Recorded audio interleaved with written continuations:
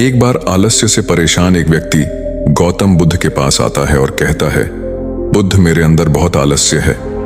इसी आलस्य के कारण मैं अपने जीवन में वह सब कुछ नहीं कर पाता जो मैं करना चाहता हूं। इस आलस्य ने मुझे बहुत परेशान कर दिया है। इसके कारण मैं अपने जीवन में आगे नहीं बढ़ पा रहा हूं। कृपया मुझे इस आलस्य से छुटकारा पाने का कोई उपाय बताएं। यह सुनकर गौतम बुद्ध मुस्कुराते हैं और उस आलसी व्यक्ति से कहते हैं, तुम्हें कैसे पता कि तुम्हारे अंदर आलस्य है?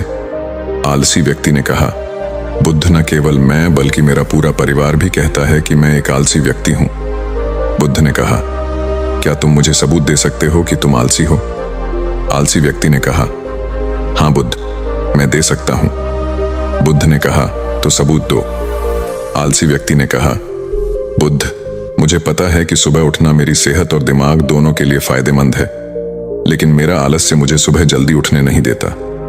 बुद्ध ने कहा, ठीक है, लेकिन क्या तुम्हें पता है आलस्य क्या है?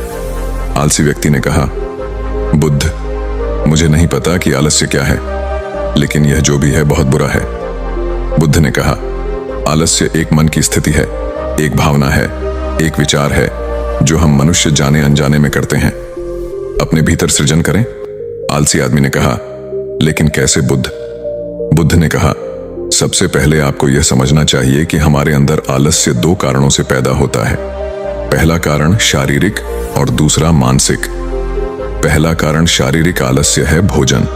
जब हम कोई ऐसा भोजन लेते हैं जिसमें स्वयं में कोई जीवन नहीं होता है, तो यह भोजन हमारे शरीर के लिए बोझ बन जाता है और फिर यह हमारे अंदर आलस्य पैदा करता है, क्योंकि हमारा शरीर भोजन से मिलने वाली ऊर्जा से चलता है और फिर हमारा शरीर भी जैसा भोजन हम उसे देते हैं वैसी ही ऊर्जा मिलती है। इसलिए अगर आप आलस्य से बचना चाहते हैं तो अपने आहार में आसानी से पचने वाले और प्राकृतिक रूप से प्राप्त खाद्य पदार्थों को शामिल करना शुरू कर दें। शरीर के स्तर पर आलस्य का दूसरा कारण है गलत तरीके से चलना, गलत तरीके से बैठना और गलत तरीके से लेटना।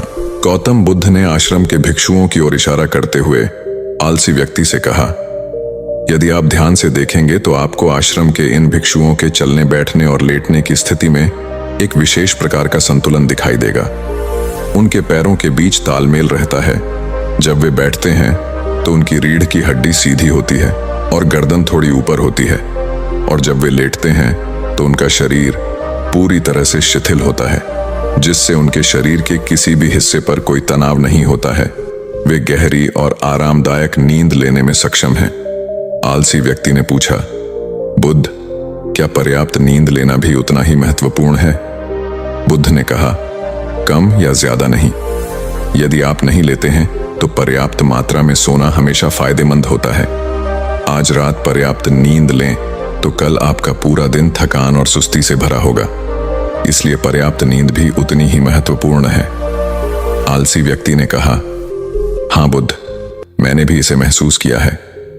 बुद्ध ने कहा कि आलस्य का तीसरा कारण है शरीर सुबह जल्दी नहीं उठ पाता। आलसी व्यक्ति बोला, हाँ बुद्ध, मैं सुबह जल्दी नहीं उठ पाता। बुद्ध ने कहा, रात को जल्दी सो जाओगे तभी सुबह जल्दी उठ पाओगे। बुद्ध ने आश्रम के भिक्षुओं की ओर इशारा करते हुए कहा, इन भिक्षुओं को देखो, इन्होंने रात को सोने का एक निश्चित समय तय कर रखा है और इसीलिए ये रोज सुबह जल्दी उठ पाते हैं।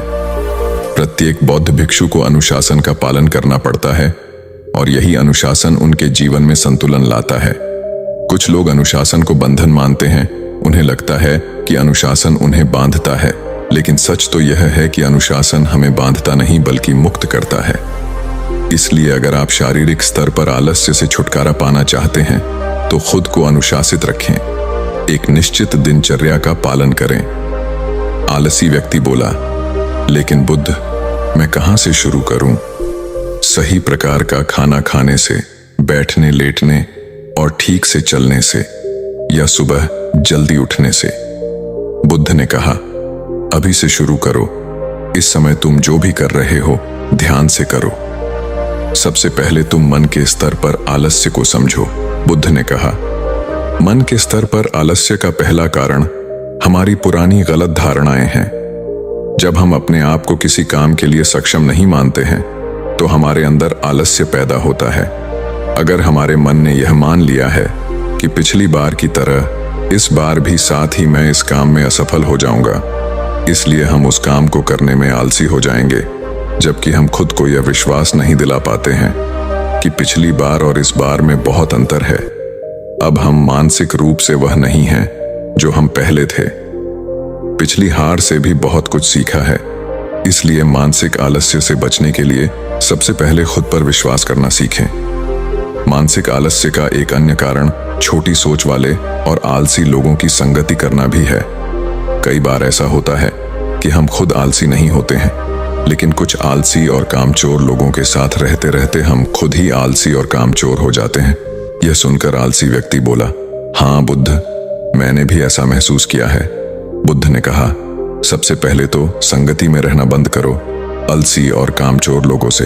बुद्ध ने कहा था, मानसिक आलस्य का तीसरा कारण काम को टालने की आदत है। काम को टालना आलस्य और मानसिक दबाव का सबसे बड़ा कारण है। शुरुआत में हमें इसका एहसास नहीं होता है, लेकिन धीरे धीरे यह आदत स्थायी हो जाती है। हमारे अंदर एक आदत ही किसी भी इंसान की जिंदगी बर्बाद करने के लिए काफी होती है। इसलिए जो काम आज किया जा सकता है उसे कभी भी कल के लिए न टालें। बुद्ध ने कहा, मानसिक आलस्य का चौथा कारण है लक्ष्य की अस्पष्टता। मान लीजिए आप किसी बड़े रेगिस्तान में फंस गए हैं और आपको बहुत प्यास लगी है, तो आप क्या करेंगे? आलसी आदमी ने कहा, मैं पानी की तलाश करूंगा, मैं जल्द से जल्द रेगिस्तान के पास के गांव तक पहुंचने की कोशिश करूंगा। बुद्ध ने कहा, लेकिन अगर बहुत कोशिशों के बाद भी तुम्हें पानी नहीं मिला तो? आदमी ने कहा कि मैं तब भी प्रयास करता रहूंगा, क्योंकि मेरे पास कोई अन्य विकल्प नहीं होगा। गौतम बुद्ध ने मुस्कुराते हुए कहा, आलस्य व्यक्ति को तभी घेरता है जब उसके पास कोई स्पष्ट लक्ष्य नहीं होता है या उसके सामने कई विकल्प उपलब्ध होते हैं। एक लक्ष्य का होना आवश्यक है। यदि आप सुबह उठकर व्यायाम नहीं कर पाते हैं तो इसका कारण यह है कि आपकी दृष्टि स्पष्ट नहीं है। अभी आप भविष्य में होने वाली बीमारियों और उन बीमारियों से होने वाले दर्द को स्पष्ट रूप से महसूस नहीं कर पाते हैं। बुद्ध ने आगे कहा, मन के स्तर पर आलस्य का पांचवां कारण है कुछ करने का कोई बड़ा कारण न होना।